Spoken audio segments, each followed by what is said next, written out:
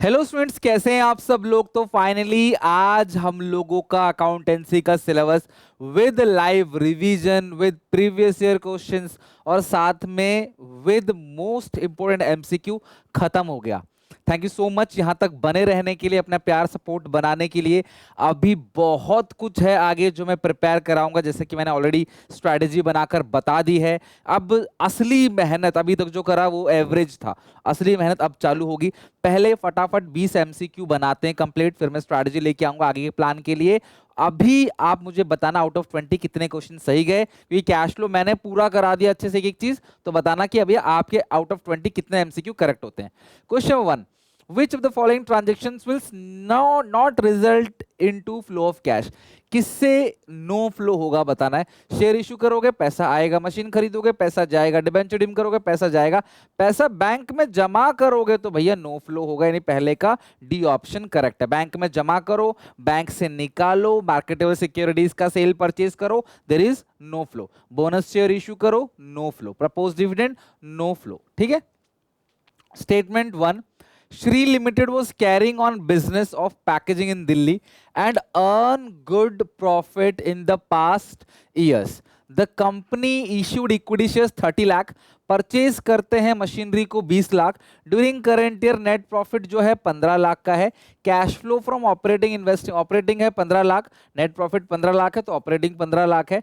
उसके बाद 20 लाख का आपने खरीदा है तो माइनस में आएगा इन्वेस्टिंग का 20 लाख। शेयर इशू किया 30 लाख प्लस का 30 लाख, बिल्कुल सही है। The patents of X limited increase from 3 lakh से 3.5 लाख। पेटेंट परचेज होगा, इन्वेस्टिंग में माइनस होगा। 50,000 will be shown under the cash outflow from investing activity. Minus का मतलब आउटफ्लो, तो स्टेटमेंट ठीक है। So both statements are true, option number A correct है। तीसरे पे आओ, तीसरा देखते हैं क्या होगा। डिबेंचर था 1 लाख, हो गया 1,60,000 का। पहले था 2 लाख रुपए का, फिर कितना हो गया 1,60,000। एडिशनल इंफॉर्मेशन है, interest on debentures paid on half yearly basis 30 September 31 March every year.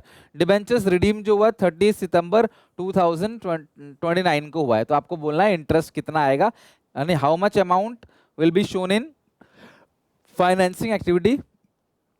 तो फाइनेंसिंग में सबसे पहले जो है, अगर आप देखोगे पहले था 2 लाख, अब 1,60,000, तो रिडम्शन जो हो गया वो 40,000 हो गया।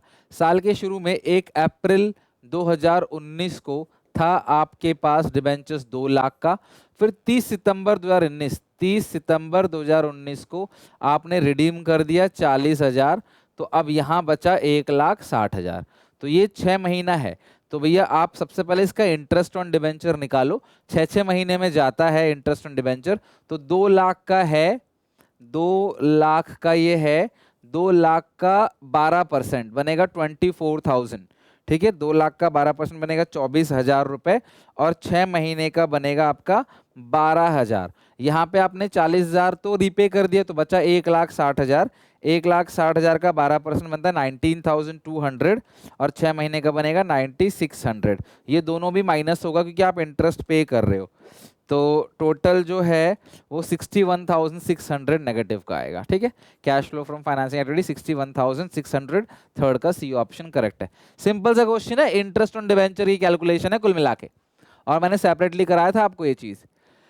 Statement 1, Snow Limited earn profit of 2 lakh after charging depreciation 50,000 machinery, so operating profit before working capital is 2,50,000, बिल्कुल ठीक है, 50,000 ऐड हो जाएगा। Depreciation is add back to the net profit as it does not result any cash flow.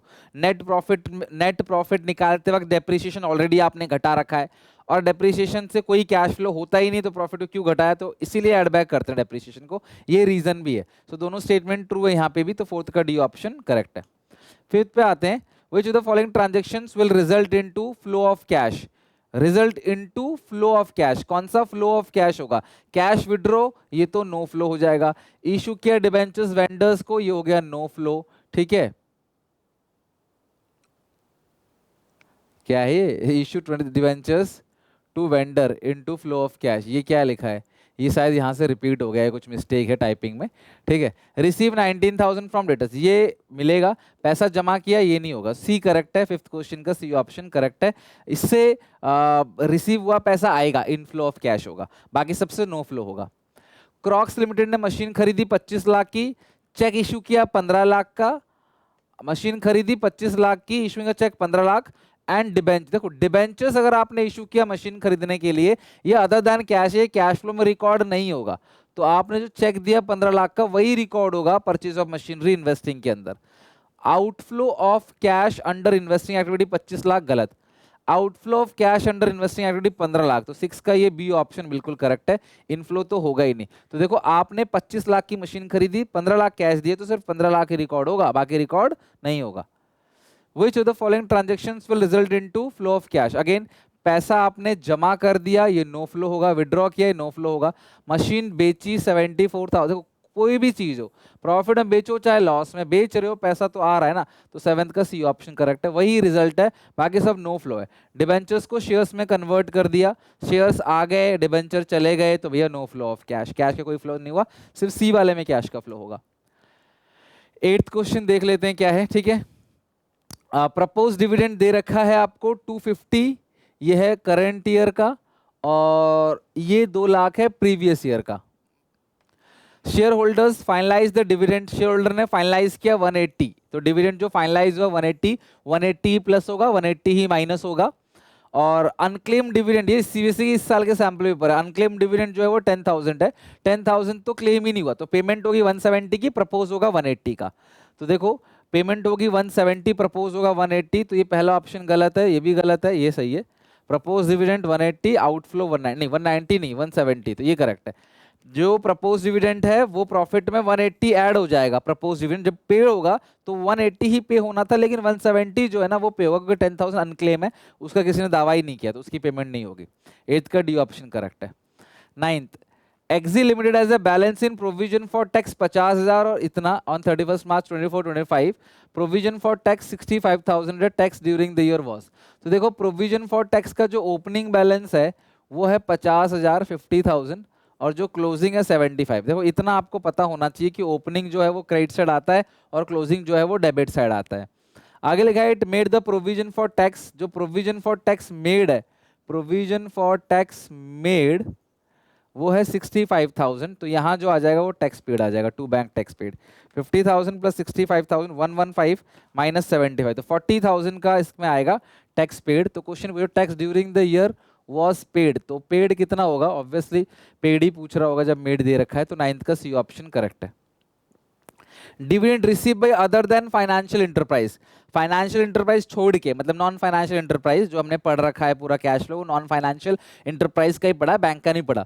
तो interest receive जो है वो क्या आएगा, इन्वेस्टिंग एक्टिविटी, डिविडेंड रिसीव हो चाहे इंटरेस्ट रिसीव हो, इन्वेस्टमेंट करने पे ही तो वो मिलता है, तो इसका सही आंसर है क्या, B, investing activity. 11, short term highly liquid investment qualified as cash equivalent if they are realizable into amount of cash from the date of acquisition within a period of 3 months। ध्यान 3 महीने के अंदर जो cash में convert हो जाता है उसको शॉर्ट टर्म इन्वेस्टमेंट बोलते हैं। तो 11 क्वेश्चन का डी ऑप्शन करेक्ट है, 3 महीना या उससे कम अगर कन्वर्ट हो जाए ना उसको क्या बोलते हैं, कैश एंड कैश इक्विवेलेंट, उसको बोलते हैं highly liquid investment. If a machine whose original cost is 1 lakh having depreciation 30,000 is sold for 85,000 while preparing cash flow statement, effect in cash flow will be। तो भैया 1 लाख की machine है, Depp लग गया 70,000 की चीज को 85 में बेच दिया, 15,000 का तो गेन हो गया ऑपरेटिंग से माइनस, और जो इन्वेस्टिंग है, इन्वेस्टिंग में आप प्लस करोगे कितना, 85,000 बेचा है, इन्वेस्टिंग में प्लस हो जाएगा 85,000, और जो डेप्रीशिएशन है वो भी ऑपरेटिंग में प्लस हो जाएगा कितना, 30,000। तो cash flow from operating activity 85,000, तो ये गलत है, ऑपरेटिंग में 85 तो नहीं आएगा, इन्वेस्टिंग में 85 आएगा, cash flow from investing activity 85, तो सी करेक्ट है। 12th क्वेश्चन का ये करेक्ट है, ऑपरेटिंग का आंसर तो गलत ही है, इन्वेस्टिंग में आएगा 85। तो ऑपरेटिंग में माइनस का, ऑपरेटिंग में जो है वो कितना आएगा, 15,000 आएगा ऑपरेटिंग का, ऐसा कुछ है नहीं 15,000 कहीं पे, तो ये गलत ही हो गया, यही सही है, इन्वेस्टिंग में तो 85 ही आएगा, सेल अगर 85 का किया है। Dividend paid by a finance company, देखो यार डिविडेंड पेड चाहे कोई भी करे, फाइनेंस कंपनी करे, नॉन फाइनेंस कंपनी करे, तो डिविडेंड पेड हमेशा कौन सी एक्टिविटी के अंदर आता है, डिविडेंड पेड हमेशा फाइनेंसिंग एक्टिविटी के अंदर आएगा, चाहे वो कैसी भी कंपनी हो। Which of the following not an investing cash flow, investing में कौन सा नहीं आएगा, परचेज ऑफ मार्केटेबल सिक्योरिटीज, ये इन्वेस्टिंग के अंदर नहीं आता, ठीक है, marketable securities cash and cash equivalent में आता है। सेल ऑफ लैंड इन्वेस्टिंग है, सेल ऑफ शेयर्स इन्वेस्टिंग है, परचेज ऑफ इक्विपमेंट इन्वेस्टिंग है, ठीक है। तो सेल ऑफ शेयर्स अलग होता है, इशू ऑफ शेयर्स अलग होता है, तो प्लीज सेल और इशू को मर्ज मत करना। Sale of share is totally different और issue of share is totally different. 14 के बाद है 15, which of the following item is not included in cash and cash equivalent. कौन सा आइटम इंक्लूड नहीं है कैश एंड कैश इक्विवेलेंट में, बताओ। Trade receivable, demand, checks in hand, marketable security. तो ट्रेड रिसीवेबल जो है वो कैश एंड कैश इक्विवेलेंट के अंदर इंक्लूड नहीं होगा, क्योंकि ट्रेड रिसीवेबल इन्वेंट्री के अंदर आता है, वो आता है करंट असेट्स के अंदर, और वो आता है cash flow from operating activity के अंदर, तो वो एक कैश एंड कैश इक्विवेलेंट में नहीं आता। While preparing cash flow statement, interest paid on debentures financing activity के अंदर आएगा, ठीक है। 16 का क्या है, फाइनेंसिंग एक्टिविटी, तो 16 का क्वेश्चन 16 का बी करेक्ट है।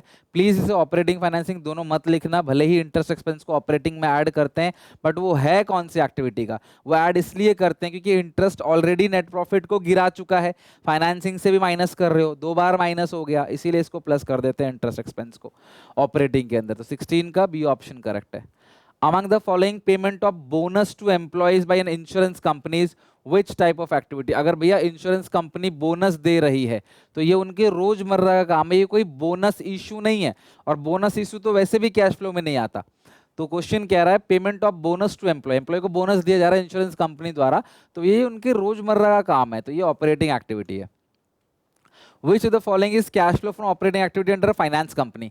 फाइनेंस कंपनी के लिए कौन सी चीज ऑपरेटिंग एक्टिविटी में आएगा?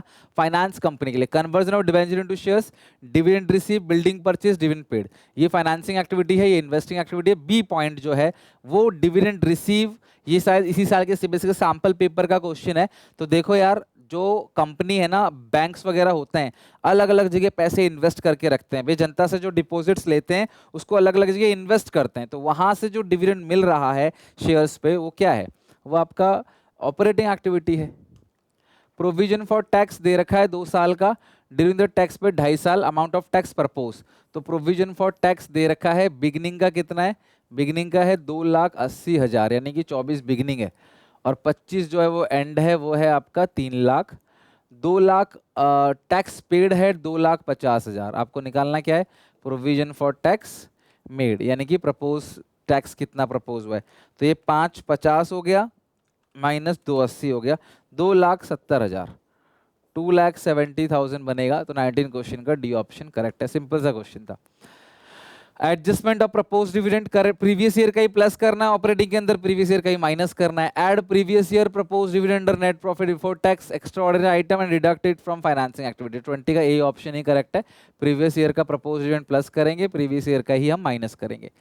Add current year, current year का नहीं लेते, करंट ईयर का नहीं लेते, नॉन द अबव गलत है। 20 का ए ऑप्शन ठीक है। तो ये है पूरा का पूरा। अब आप बताओ कि आउट ऑफ 20 कितने क्वेश्चंस आपके सही गए हैं, ये आपको बताना है। आउट ऑफ 20 कितने क्वेश्चन सही गए, राइट। तो फाइनली यहाँ पे हमने हर एक चैप्टर का प्रॉपर एमसीक्यू बना लिया है। चैनल को सब्सक्राइब कर देना, थोड़ा भी वैल्यू एडिशन हुआ है आपकी स्टडीज के अंदर, आप पढ़ना चालू कर दिए हो तो अपने दोस्तों को भी शेयर करना, और डेफिनेटली आगे की जो मेहनत है ना उसे देखोगे तो आप याद रखोगे, हाँ यार हमारी बोर्ड एग्जामिनेशन की तैयारी यूट्यूब पे फ्री ऑफ कॉस्ट इसने कराई थी, याद रखोगे, इसकी मेरी गारंटी है। ठीक है, मिलते हैं नेक्स्ट वीडियो में। कोई डाउट कोई दिक्कत मुझे बताना कॉमेंट सेक्शन में। Till then take care, bye bye.